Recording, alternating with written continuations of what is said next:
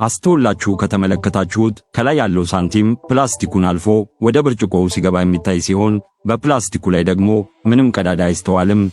ይህ አይነቱ የማጂክ ትሪክ ብዙ ሰዎችን የሚያስገርም የትሪክ አይነት ሲሆን አሰሩም ቀላል የሚባል ነው። ይህንን ትሪክ ለመስራት በዋናነት ልክ እንደ ፊኛ አይነት ተላጣጭ ፕላስቲክና ሳንቲም የሚያስፈልጋችሁ ሲሆን በመጀመሪያ ብርጭቆ በማዘጋጀትና ሳንቲሙን ከታች በማድረግ ፕላስቲኩን በጣም በመለጠጥ ከሳንቲሙ ጋር እንዲገናኝ ማድረግ የሚገባ ሲሆን በትክክል ከሰራችሁት ሳንቲሙ ከላይ ያለ እስኪመስል ድረስ ቀርጾ ይታያል። በመቀጠል ሳንቲም የተጣበቀበትን ፕላስቲክ ከብርጭቆው ጋር በጥንቃቄ ማሰር። ከዚያም ልታሳዩት የምትፈልጉትን ሰው በመጥራት አዲሱን የማጂክ ትሪካችሁን ሳንቲሙን ወደ ታች በመጫን ማሳየት ትችላላችሁ። የቤት ወይንም የመኪናችን መስታወት ከተሰበረ መስታወቱን ሙሉ ለሙሉ ከመቀየር ይልቅ እንደገና ማስተካከል የምንችልበት ቴክኖሎጂ እየመጣ ሲሆን ከነዚህ አንዱ ደግሞ ይህ ማጣበቂያ ነው።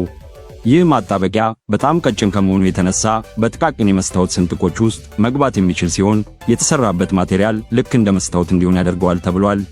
በአሁኑ ሰዓት ይህ ቴክኒክ በመኪና መስታወቶች ላይ በብዛት ጥቅም ላይ እየዋለም ይገኛል።